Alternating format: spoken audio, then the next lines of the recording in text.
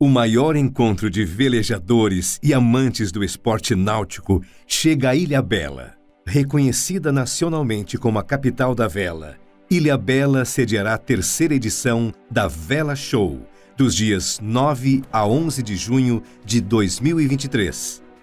Empresas, escolas e associações de todo o Brasil vão apresentar o que há de melhor em tecnologia, com a exposição de produtos, serviços e workshops. Além de palestras com renomados velejadores, a Regata Vela Show, com classes diversas, aproximará a comunidade ao ambiente de esporte, de forma saudável e familiar. Vela Show. Os bons ventos te trazem aqui. Boa noite, bem-vindos a mais um Vela Show Podcast. A gente está no 3º episódio da 2ª temporada. Obrigado por estar aqui com a gente toda semana. Não esqueçam de compartilhar sempre que possível, seguir, divulgar nas redes de vocês. Quanto mais vocês estiverem aqui, mais a gente vai estar também. Então hoje eu tenho mais uma grande figura da vela brasileira com a gente. E para conversar com ele, eu convidei mais uma vez uma outra grande figura que tem só umas 3 décadas de amizade entre eles. Então, bem-vindo Pedro Paulo. Obrigado. Pedro Paulo Petersen, é um prazer ter você aqui com a gente. Obrigado, o prazer é nosso. E eu trouxe essa pessoa que você conhece pouquinho, que é o Blue Ricardo Lobato, para a gente bater um papo, ok? Ok, estamos à disposição. Maravilha. Então, vamos lá, vamos conversar, começando por quando você começou na vela. Quantos anos ou quantos meses você tinha?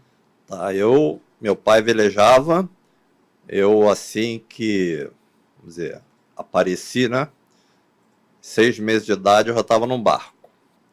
E comecei a velejar com ele, e velejei com ele até os 10, 12 anos. Porque lá atrás não existia o Optimist, que é um barco infantil, né? Então as pessoas começavam a velejar sempre com 16 anos, por aí. E eu, com 12 anos, ganhei o meu primeiro barco, que era, na época, uma coisa difícil de acontecer, porque só mais tarde que o pessoal andava. E qual foi o barco? Foi um barco da classe Pinguim, que naquela época era o barco menor para pessoas iniciantes, né? Apesar de ser uma classe internacional, era bem competitivo no Brasil. Os campeonatos tinham sempre mais de 100 barcos. Eu me lembro da minha infância na Lagoa de Araruama, era cheio de pinguim, né? A garotada toda tinha pinguim. Exato, era um barco muito legal para 2 pessoas, né? E posteriormente, lá para 70, mais ou menos, década de 70, início, apareceu o Optimist aqui no Brasil e os iniciantes migraram para o Optimist.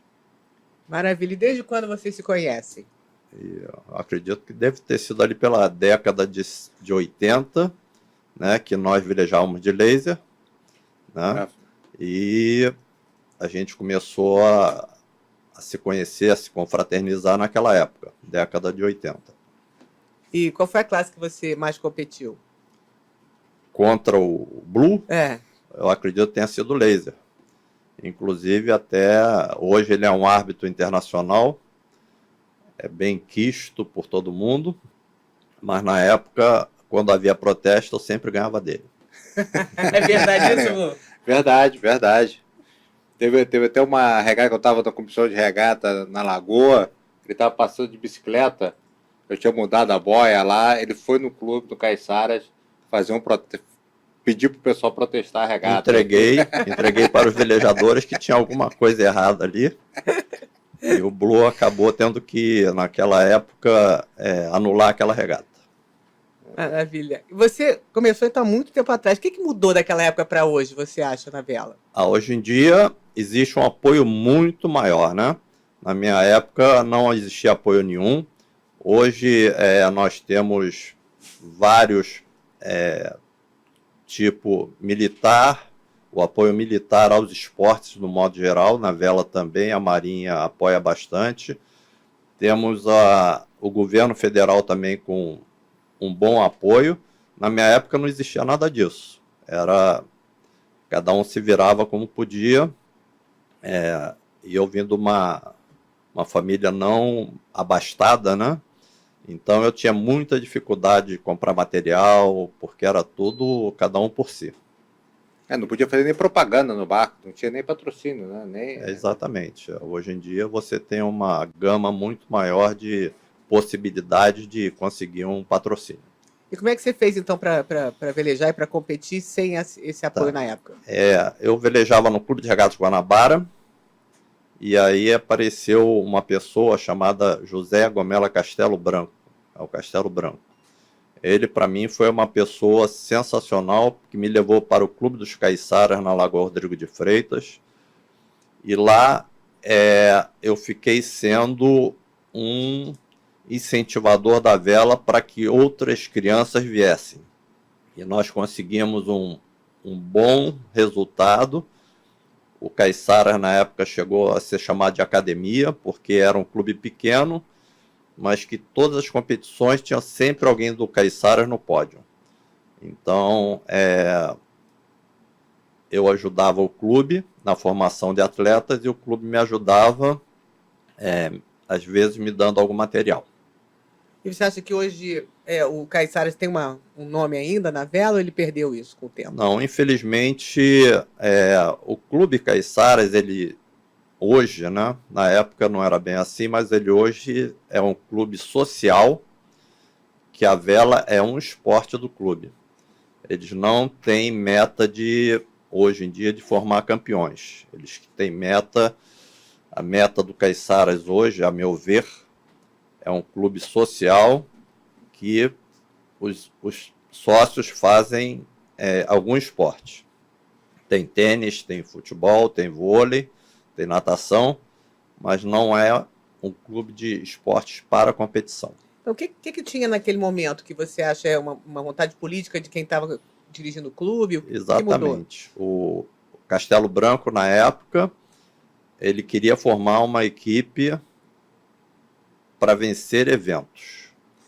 Então, ele tinha muito conhecimento, a diretoria, do modo geral, apoiava muito ele, que isso é fundamental em qualquer clube, que a diretoria apoie o diretor de vela, e ele chamava os garotos do clube para que fossem para a vela, e eu incentivava que eles ficassem, e nós fomos formando vários velejadores dentro do clube. Até uma determinada época que ele ficou meio chateado lá no clube, não sei as razões, e ele pediu demissão da diretoria de vela. Aí a vela começou a diminuir. Hoje em dia, eu acredito que só tem a Optimist lá, que tem uma escolinha de vela, que incentiva os garotos lá a velejarem. Eu acho que é mais hoje na Rodrigo de Freitas, me parece mais o Clube Naval, né? O Piraquê, que incentiva um pouco mais, não? Ambos os clubes, eles têm a mesma proposta, né? A diferença é que desses clubes, você não pode ter crianças ou pessoas que não sejam sócias, que frequentem, que pratiquem o esporte dentro do clube. Isso aí dificulta muito, porque fica um limite, né? O Yacht Clube do Rio de Janeiro, por exemplo, hoje é uma potência na vela, principalmente no Optimist. Ele aceita que pessoas não sócias, garotos não sócios, velejem pelo clube, tá? Nós temos lá, eu sou do Yacht Clube do Rio de Janeiro hoje em dia, nós temos o sócio veleiro. Uhum. Então, eu acho que é o único clube aqui do Rio que aceita alguém de fora para praticar a vela é o Yacht Clube do Rio de Janeiro. Isso faz toda a diferença, né? Com certeza. Com certeza que numa quantidade maior você sempre colhe melhores frutos. Maravilha. E você, a gente esteve aqui conversando com a gente, Marcelo Quintela, que tem uma escola de vela dentro da Lagoa do Marapendi, na Barra. E você participou nesse momento da tua vida de uma escola de vela na Lagoa de Rodrigo de Freitas. O que acontece com um aluno preparado que treina numa lagoa quando ele vai para o mar? Olha, é só uma adaptação, porque a vela, a gente pode velejar em lagoa, rio como é Porto Alegre, por exemplo, né? Brasília, que é uma lagoa maior, é uma represa, São Paulo, que tem a Guarapiranga, e tem Ilhabela, que é no mar. Então, para cada tipo de água doce ou salgada, você tem que se adaptar. Então, se você for um bom velejador, você, 3, 4 dias de treino, você se adapta à região que você está.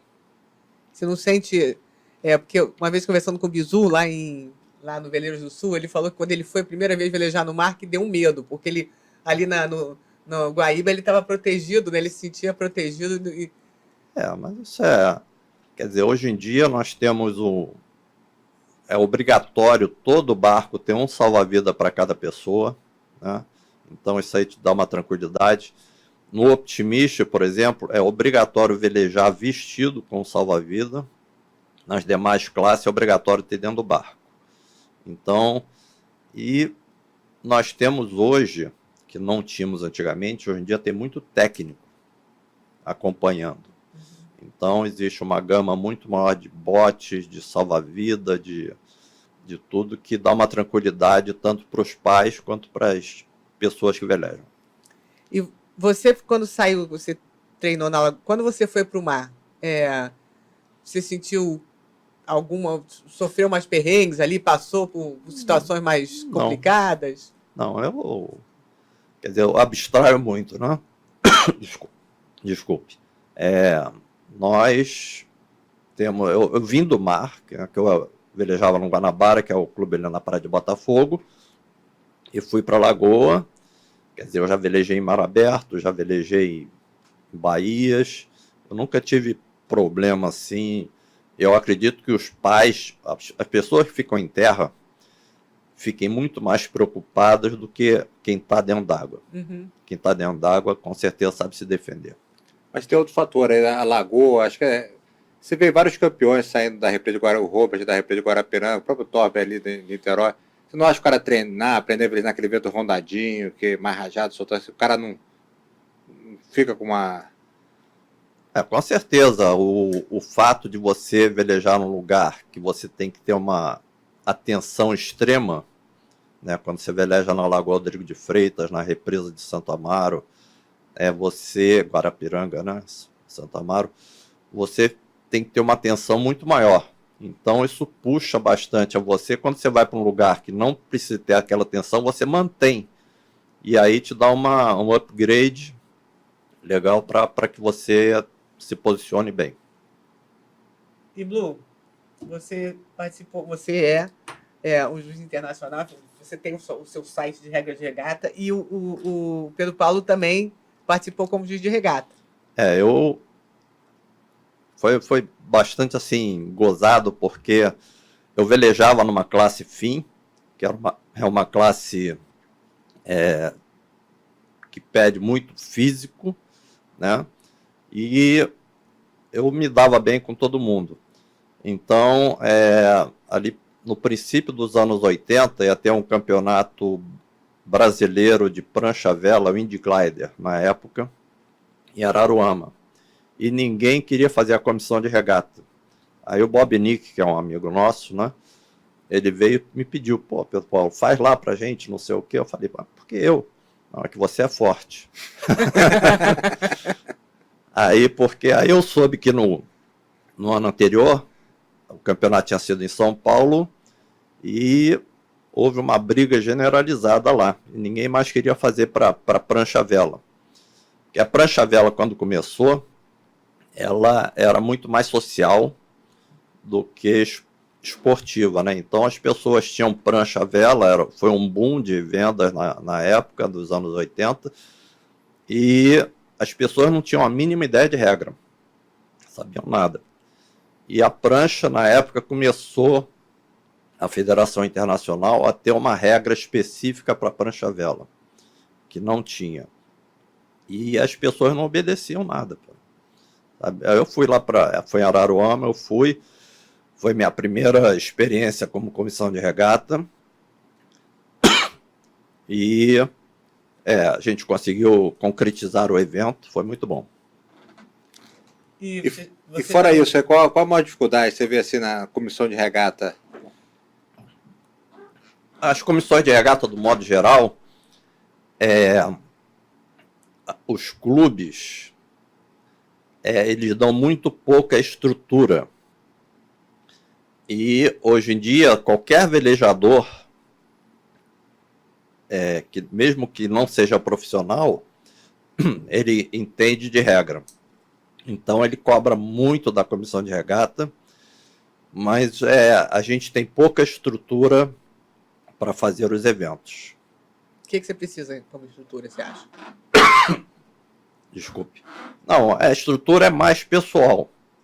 Você vê, eu fui comissão de regata nas Olimpíadas do Rio e na comissão de regata tinham 15 pessoas para me auxiliar. Eu achava um absurdo. Não precisa de tanto. Mas você vai fazer uma comissão de regata normal, do nosso calendário normal, às vezes é você sozinho. E te dão os marinheiros do barco para que te auxiliem. E você fica responsável por tudo. Você não tem, assim, não pode priorizar o percurso, a largada. Você tem que ficar atento a tudo e sempre reclamam. Isso aí juiz é sempre sofrido, né? Então, o que falta hoje em dia realmente é uma estrutura melhor para que as comissões de regata também sejam melhores. Então, estrutura humana que você... Estrutura humana, com certeza. Mas e esse avanço tecnológico? Estava discutindo ali no grupo lá, sobre vídeo, GPS, boia... O que acontece é isso, vamos lá, nós vamos fazer um campeonato, uma regata aqui na Baía de Guanabara. Aí te dão as lanchas, te dão os marinheiros, e hoje em dia existe uma discussão se pode se filmar ou não a largada para ver quem escapou. E se nós temos um material humano tão pequeno, ainda tem que adicionar alguém para ficar filmando a largada, entendeu? Eu prefiro que, em vez de alguém para filmar a largada, tenha um bom auxiliar numa lancha, que me auxilia a montar o percurso melhor, que me auxilia a mudar as boias. Eu acho que, talvez em Olimpíadas, que existe isso já, uma filmagem de helicóptero das largadas, aí sim. Mas aqui, no nosso momento atual, colocar alguém para filmar a largada, eu acho que não é imprescindível. Imprescindível hoje seriam pessoas habilitadas ajudando. E qual foi o evento? Você começou, então, como fazendo a prancha-vela, né? Eu fiz na prancha-vela, mas eu fiz especificamente aquilo.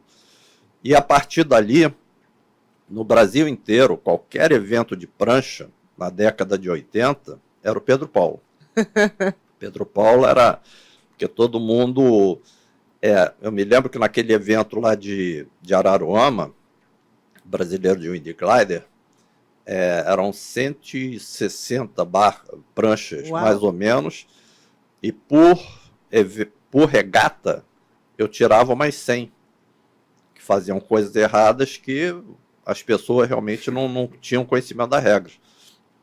E a partir dali começou a moralizar um pouco, e hoje em dia nós chegamos até o Bimba, né, que foi o nosso medalhista, né, pan-americano, que foi campeão mundial. um expert, campeão mundial, com certeza. E o Bimba, durante algum tempo, eu fui técnico dele. E os anos 80, você falou essa coisa da prancha-vela, teve muito, acredito, a força, né, mediática de um canal como a Globo, que tinha aquela novela Água Viva. Água Viva, exato. E aí, né, a abertura da novela era prancha-vela, então todo mundo queria fazer prancha-vela. Tinha também a armação limitada que os meninos, o Juba e o Lula, faziam o windsurf, né, prancha-vela, então todo mundo queria ter sua prancha-vela e fazer. A Água Viva, ela foi filmada no Caiçaras, a parte de vela, né? E eu mais ou menos ajudava a organizar lá o evento da filmagem. E era gozado que eles filmavam de helicóptero, não aparecia as margens da lagoa, sabe? Então era muito legal. Então a Água Viva realmente foi o pontapé inicial para que a prancha, na época, se firmasse assim como uma coisa de público geral, e não uma coisa específica de clubes. Então, eu vou perguntar para vocês dois que têm experiência internacional, em que outros países, o que falta no Brasil justamente em questão de divulgação, né?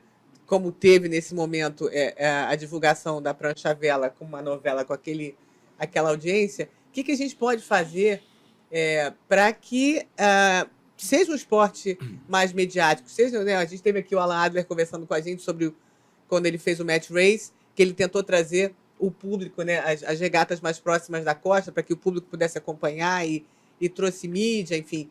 O que falta assim, para o Brasil tornar esse esporte mais mediático? Na minha ótica, né, a vela tem o estigma de ser um esporte de elite. Tá? Realmente o material não é um material barato, mas existem classes que são acessíveis, né? Você compra um barco hoje e consegue velejar um barco pequeno, por 5, 6 mil reais você consegue comprar um barco. Óbvio que se você for participar de uma Olimpíada, o custo de uma Olimpíada é imensurável. Eu tenho um amigo nosso que foi uma Olimpíada, ele gastou 500 mil reais do bolso dele. Uau! Então, depende da ótica de cada um. Se você quer velejar de lazer, você consegue por um preço razoável. 5 mil você não compra quase uma bicicleta elétrica mais. Exato. Né? Então, e o que acontece também é que nós não temos marinas públicas. Tá? Existe a Marina da Glória, mas para você conseguir ter um barco lá ou sair para o mar por ali, a marina é pública, mas ela é controlada por um grupo. Nada contra, eu acho que cada um tem a sua diretriz, mas você não tem acesso. Tá? Então, o acesso ao mar com marinas públicas seria o básico para que o Brasil começasse a andar, que nós temos um litoral imenso, né? Nós temos condições em todo o litoral de velejar o ano inteiro. Então, falta para a gente, para a vela, um lugar de acesso. Isso é cruel, tá? Eu liguei para a Marina da Glória, perguntando quanto é que era a vaga para o meu snipe. É R$ 1.250 por mês. Tá? Isso já deixa de ser público, né? Assim, e qualquer lugar no mundo, o barco até 5 metros tem um preço diferenciado. Até nos yacht clubes tem um preço diferente. Até 5 metros você paga quase nada. O problema é que na Marina, não é só a Marina da Glória, todas as marinas, ele tem uma tabela por pé. Uhum. Só que o barco de 15 pés, que é o snipe, e o barco de 30, o de 30 pés não é o dobro de 15 pés. É o cubo, sabe? É muito maior, a conta é muito maior do que o de 15 pés. E os preços são lineares, né? Do comprimento. Então isso faz uma injustiça com um cara que tem um barco pequeno enorme. Aí isso acaba, assim, é impossível. Assim, não vale a pena você parar um barco de menos de 40 pés na Marina da Glória. Porque, assim, a conta não fecha. Não, e que opção você tem se não for, né? O que você faz assim, com o teu barco? A Gina tem os clubes, né? Só que o clube tem uma barreira de entrada, né? Você tem que ter um título, tem que pagar uma mensalidade, ainda paga para guardar o barco. Então, a vela hoje fica cara em função disso, que você não tem um local de acesso. Lá fora, a maioria das pessoas nos Estados Unidos que moram em casa tem barco em casa, e na hora que querem ir para a água, eles levam num trailer, descem em locais públicos e vão velejar. A Marina, o Yacht Club lá fora, da Europa e dos Estados Unidos, é muito mais fechado do que no Brasil. Assim, é um restaurante chiquérrimo, só tem milionário. Mas o acesso à marina, o acesso ao mar, qualquer um consegue, entendeu? Essa que é a diferença. A gente meio que fez um meio termo ali que dificulta realmente Quando eu vou a Nova York, eu fico no barco de um amigo que tem... o barco dele fica na marina da Liberty State, que é a ilhota em frente ao World Trade Center. Como ele falou, o clube, o restaurante é um luxo, o clube é incrível, mas quem tem o barco nos fingers dessa marina paga muito pouco, né, para estar ali. Então ele mora no barco, ele pode falar, isso aqui me custa nada. Se você tivesse o barco acho que deve ter uns 30 pés o barco dele, é pequeno para residir, né? Eu explico isso para ele, é impossível assim para uma pessoa que não tem condições de ter um barco No Brasil, né, com certeza. no esquema como aquele ali. E isso não é só no Rio, né? No Brasil inteiro que acontece isso. Quer dizer, as classes de praia, a prancha-vela, o hobbycat, elas se difundiram mais em função de serem tranquilamente descê-los numa areia, numa praia. Tá? Agora, qualquer outra classe que tenha que ter um piso duro, um cimento, você só pode através de clubes ou de marinas particulares. Eu estive na casa do Murilo, já foram na casa do Murilo lá em Cabo Frio, ele arrumou um esquema fantástico, que ele sai da garagem dele, ele puxa o barco e ele entra sem ter que ter acesso a nenhum clube e nada. Mas você não vê muito isso acontecer no Brasil. Vocês que estão sempre pelo Brasil, tem alguém que tenha pensado isso? É muito difícil. Agora, você já participou da FEVERJ, né? Como é que foi essa experiência lá? Eu fiquei 8 anos na diretoria da Federação de Vela. E eu sou uma pessoa muito controlada. De grana, né? Então, eu não sou pão duro, eu sou controlado. Aí, quando eu fiquei 8 anos na federação, a gente pegou a federação devedora, né, sem dinheiro nenhum, e nós, na época, conseguimos estabilizar a federação, e a federação, nesses 8 anos, se tornou a federação mais importante do Brasil, porque a gente fazia eventos, a gente prestigiava velejadores, que para mim é o ponto nevrálgico de federação, porque o que a gente tem que fazer é prestigiar os atletas, os velejadores. Então a gente conseguiu isso e durante 8 anos nós fomos a federação, tanto que a CBVela que existe hoje, né, antigamente era a CBVM, que tinha o COB tinha assumido a CBVM, que também teve vários problemas. A CBVela foi criada pela Federação do Rio na minha época. Eu era presidente da federação e nós, junto com os clubes, nos reunimos, fizemos um estatuto, né? Conversamos na época com o NUSMA, no COB, que aceitou, né? E foi criada a CBVela na época da nossa gestão lá. E a partir daí a CBVela começou a progredir. A CBVela, no princípio, a Federação do Rio, ela tem uma sala grande aqui na Cinelândia. No princípio, a CBVela utilizou a nossa área, né? E depois ela foi para a Mariana da Glória, pós-Olimpíada do Rio. E eu acho que a gente fez uma boa gestão na época lá. Maravilha. A gente esteve aqui, como eu te falei, conversando com o Alan Adler, e o que você acha que a gente tinha que fazer para conseguir...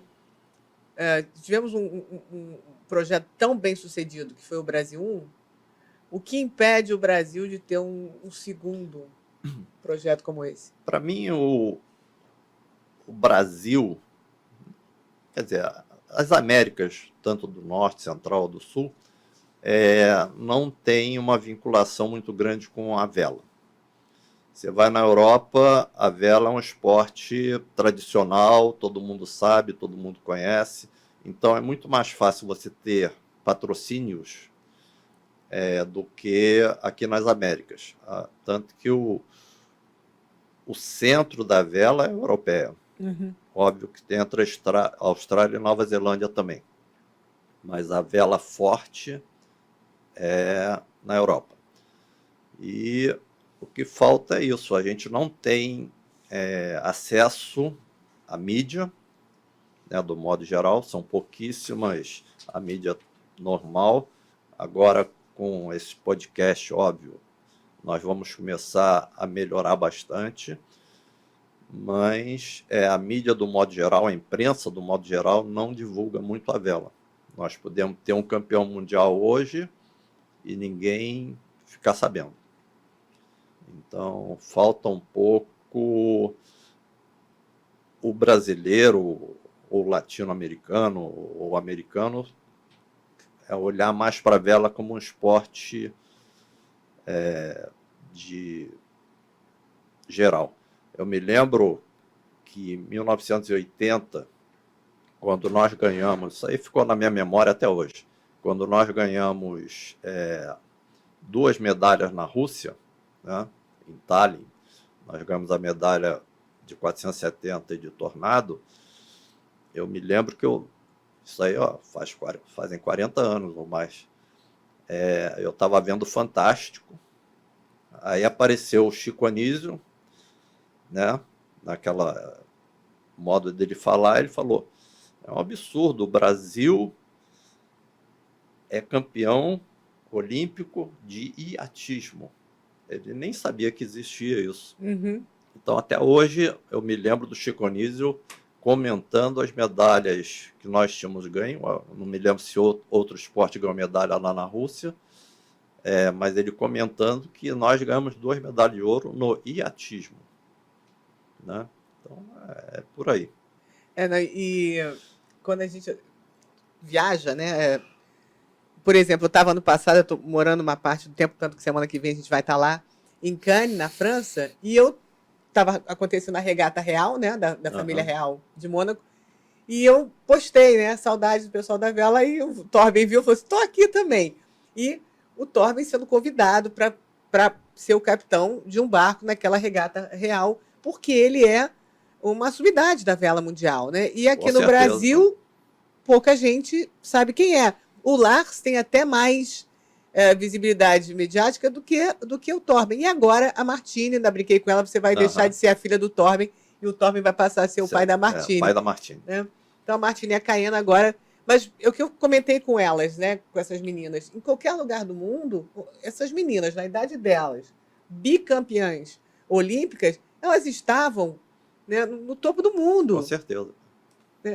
Mas o que falta é trabalho também, né? Acho que antigamente tinha, por exemplo, eu vi ali, eu estava pesquisando no Jornal do Brasil, tinha um cara que, sabe, tinha um convite para ir no iate, tinha uma permuta.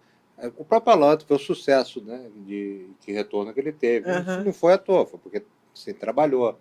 Eu não sei se tem um interesse assim, né, das próprias federações, dos clubes, que a gente roda. Acho que o pessoal não quer aparecer mesmo, o pessoal que veleja é mais low profile, mas assim, eu não vejo assim, gente trabalhando para divulgar a vela, né? Usando Então, até a sua própria imagem, né? Qualquer coisa e qualquer trabalhinho, eu vejo pela minha experiência própria, qualquer besteirinha que você escreve ali, que divulga uma foto, dá maior repercussão, dá maior ibope. Todas, né, ligado à vela, realmente atrai, assim, o pessoal é curioso, o pessoal quer saber, sabe que já tem o mais difícil, né, que são os campeões, né?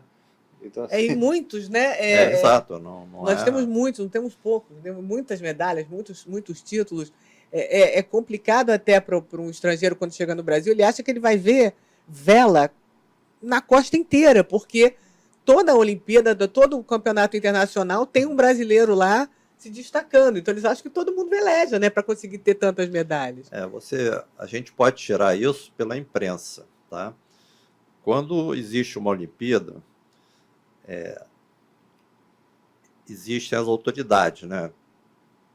cada esporte tem o seu chefe, tem o seu mentor, o seu CEO, mas quem manda na Olimpíada é a imprensa. Se você marca uma competição que está programada para que eles façam a filmagem da competição e na hora você não tem uma condição boa e eles falam tem que largar, você larga. Eu me lembro que lá o Bimba perdeu uma medalha de ouro na prancha porque não tinham condições de fazer uma regata e o televisionamento, a pessoa que estava gerenciando a televisão falou tem que largar agora. Então largaram sem vento, foi uma regata ridícula e o Bimba acabou perdendo a medalha, ele estava em primeiro até ali no pré-medalha, em função disso. E é isso. Porque tinha um compromisso com o horário para... O horário de televisionamento para a Europa inteira, para o mundo inteiro, mas mais para a Europa, que é onde tem... E os caras falando, tem que largar. E larga. Independente de você... Porque você tem regras, né, dentro de cada classe tem uma regra específica de vento máximo, de vento mínimo, e você, às vezes, é obrigado a fazer o que a mídia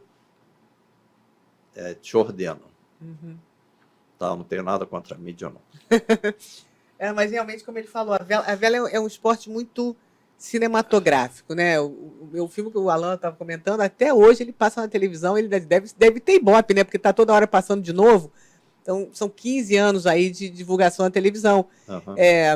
Porque é bonito e o brasileiro fica muito orgulhoso de saber que a gente conseguiu aquilo, porque muitos nem sabiam, né? Que a gente tinha conseguido um feito como aquele. Eu acho que se a gente conseguisse realmente ter mais mídia, e a nossa intenção aqui é essa justamente, divulgar mais, a coisa podia... Com certeza.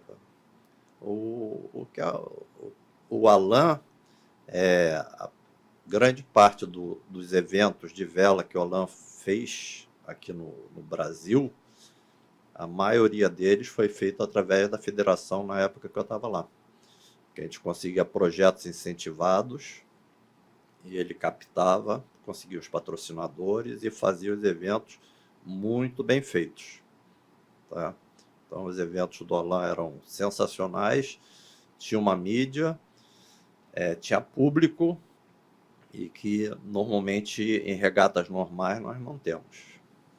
Tinha grande sacada, né? Era dentro e fora da água, eventos, tinha esse negócio do convidado, sempre trazia. Eu velejei com o Nelson Piquet uma regata lá em Búzios, né? Então, assim, a gente tinha ali artistas e...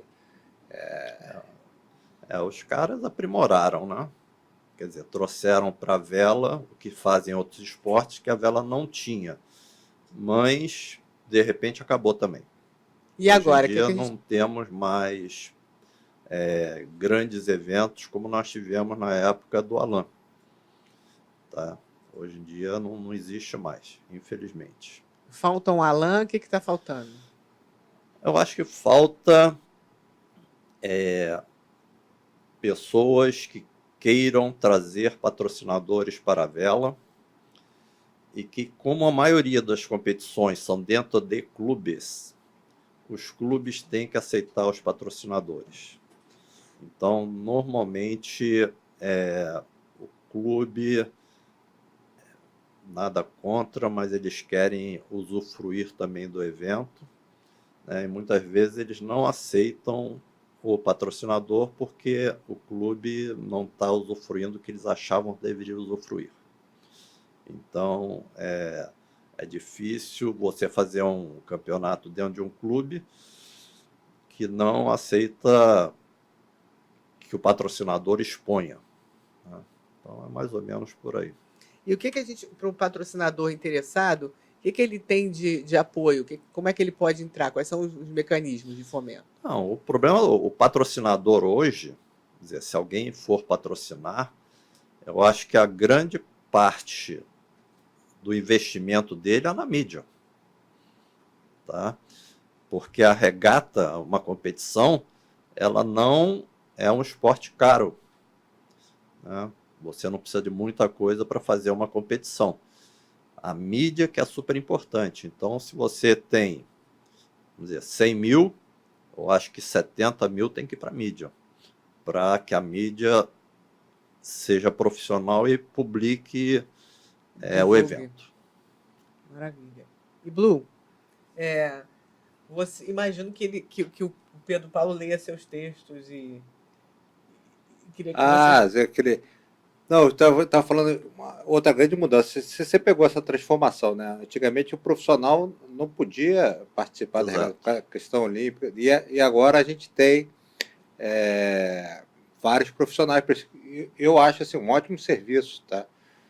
Ajuda o velejar, tripular um barco desses, né, grande.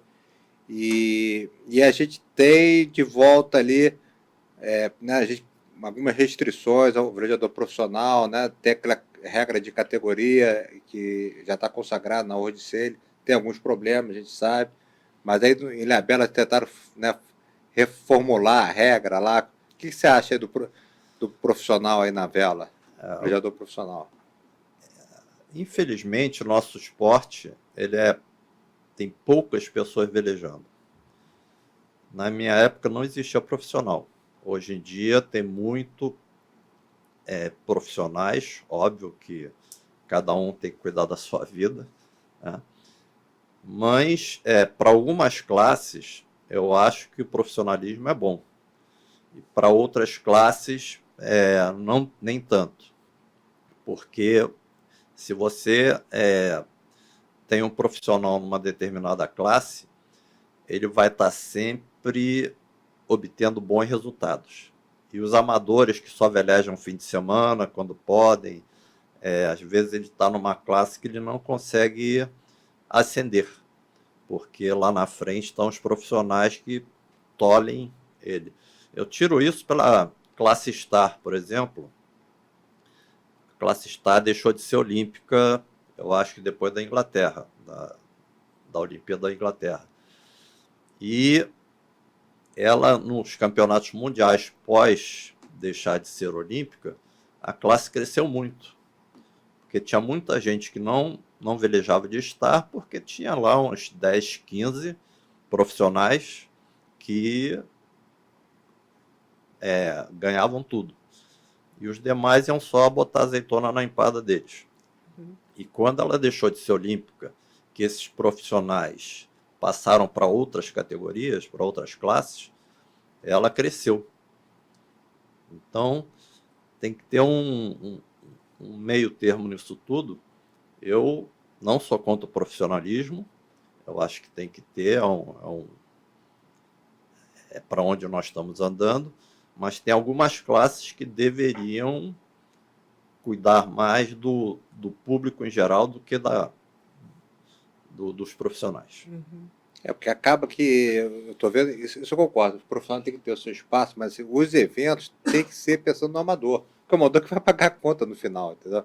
Então hoje em dia, se o cara quer fazer um campeonato aí, é de terça a sexta, sabe? Assim, o cara que é amador fica assim, fica impossível, né? O cara tem que trabalhar e o como é que ele vai não, então eu competir? falei, não, tem que fazer. Eu falei assim, não, pessoal, cara, tem que fazer a regata até o domingo, cara, entendeu? Sabe?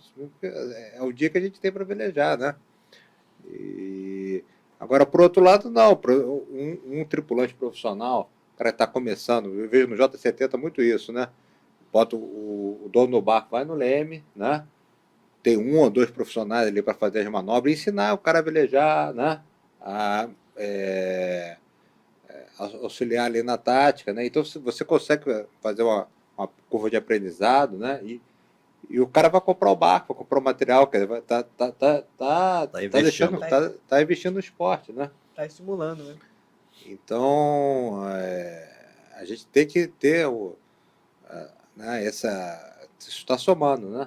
Agora, obviamente, exatamente, se você não fizer um campeonato pro amador, né, não prestigiar a categoria amadora, né, não dá, que esporte, entendeu? Você larga hoje com um snipe, eu largo no lado de vários campeões mundiais. Que outro esporte você vai chegar sem saber, sabe? Isso qualquer um, tô falando eu não. Qualquer você comprou, primeiro dia você vai velejar no lado do campeão mundial no mesmo dia. Que outro esporte você vai? sabe, certeza. tênis, natação, você vai estar no lado Nunca vai demorar a Do vida, top. É. né? Então isso a gente tem que explorar, é um negócio bom, né? É isso. Eu queria que você, antes de encerrar, já que vocês têm tantos anos aí de história, traga alguma coisa, puxe dele algum evento que vocês tenham participado juntos. Eu lembro uma regata, na verdade, ele me chamou a correr às 6 horas da Lagoa. Não, 24 horas, era 24 horas da Lagoa, 24 horas da Lagoa, era regata, assim, que você vai revezando, né? E aí largou, sei lá, meio-dia, assim, aí ele nada de me entregar o barco, assim, e ele tava ganhando a regata, assim. Aí ele me entregou, assim, 7 da noite, já de noite, assim, em primeiro, né? Aí eu, cara, não enxergava nada, assim, ficou tudo perdido, boy, assim. Aí dei um belejão, umas 2 horinhas, entreguei ele em sétimo. Aí ele foi, pegou o barco, foi... entregou primeiro de novo. Foi primeiro de novo. Aí ele devolveu lá para trás de novo. Aí eu falei, cansei. Não vou mais entregar esse barco. Não, quer dizer, a minha trajetória na vela, eu velejei, né, bastante tempo. Depois eu vim ser técnico, né, fui técnico do Robert Scheid quando ele ganhou o primeiro Mundial. Fui técnico do Bimba quando ele ganhou o Mundial da Juventude. Depois eu virei, depois de técnico, eu fiz uma prova e me formei, sei lá, em árbitro internacional de vela. Fiz muitos eventos mundiais e fiz uma Olimpíada, né? E é isso. Fui presidente de federação, fui secretário nacional da classe Optimist por 2 mandatos, da classe Laser, que são as 2 maiores do Brasil. E a minha vida foi sempre nos fins de semana, né, voltada para a vela. E sempre, quer dizer, hoje em dia não é mais, mas eu sempre fui amador. Sempre fui voluntário. Tudo isso que eu fiz, a grande maioria das coisas que eu fiz foram sempre voluntário. Eu nunca usufruí. Hoje em dia não é mais assim. Ótimo para quem está entrando. Tá? Eu dou maior força. Eu acho que tem que ter mesmo um apoio. E é vida que segue. E de tudo isso que você fez, essa experiência enorme que você tem na vela, tem algum ponto alto que você pode trazer pra gente? Algum momento mais forte, mais intenso? Eu acho que, sei lá, quando eu ganhei Mundial de Pinguim na época, né? Foi muito legal. Ganhei um em Long Island, em Nova York, e um em Chicago. E depois disso eu fui, quer dizer, óbvio que a uns Jogos Pan-Americanos e uma Olimpíada, eu fui a 3, é muito legal. Tá? Então, são essas passagens e as amizades que foram feitas durante o tempo todo, né? Eu acho que isso aí é o top. Maravilha. Tem alguma mensagem que você queira passar para Não, nossa turma aí, nossos ouvintes, nossos... O que eu gostaria é que a vela viessem mais profissionais de mídia, como vocês agora, que ajudem a vela a ter mais patrocínios, mais visibilidade, tanto hoje em dia via internet, quanto imprensa normal. Tá? E a vela vai ser sempre no Brasil, em função do nosso litoral. Nós temos do Ceará até Rio Grande, né? Nós temos clubes e velejadores em todos os espaços, inclusive na costa oeste, né? Itaipu, no Lago de Itaipu nós temos velejadores também, temos clubes de vela. Em Minas nós temos em várias represas e lagoas clubes de vela. Então a vela é bem difundida e bem aceita. Tá? É um esporte limpo, que não polui, né? E isso aí devia ser mais explorado pela mídia do modo geral, porque a vela, nós só dependemos do vento e da qualidade das pessoas, dos velejadores. Maravilha, maravilha. Blue? Maravilha. Não, é isso aí. Acho que A vela, realmente, essa experiência que eu tenho, qualquer empurrãozinho nesse programa, qualquer coisinha que a gente faça, vai dar um maior ibope, dar um maior retorno. E convido todo mundo a trabalhar. Esse que o Pedro Paulo falou que começou com voluntário, falta também voltar a prestigiar os voluntários, né? Pessoa que, sabe, se dedica. Tem muita gente querendo. Se você pedir para a pessoa ajudar, seja escrevendo alguma coisa, puxar uma boia na regata, a pessoa quer participar, né? Então, tem que voltar a valorizar o voluntário. Isso é muito importante. Maravilha. Obrigada, Pedro Paulo, pela tua presença aqui com a gente. É um prazer. E o Blue de ter participado comigo. Meu Maravilha. aluno. Blue é meu aluno no meu curso de... Blue quer saber mais sobre cinema para poder fazer os vídeos do canal dele. Então a gente tem se encontrado semanalmente no meu curso online. E vocês aqui encontram com a gente semanalmente. Semana que vem vocês vão estar com o Guruga, eu acho, porque eu vou estar viajando, mas vou encontrar com o Luiz Felipe, meu inicial co-host, e vamos preparar alguma coisa legal para vocês nas próximas semanas. Então, sigam assistindo, compartilhando, curtindo. Quem não está inscrito ainda, se inscreva no canal. Se possível, enviem o link para outros se inscreverem. A gente precisa da audiência de vocês, a gente quer divulgar, como disse o Pedro Paulo e o Blue, a gente quer divulgar a vela. Então, quanto mais participação, melhor. Nos vemos daqui, se não uma semana, daqui a algumas. E boa noite para todo mundo. Obrigada pela participação. É um prazer. Valeu.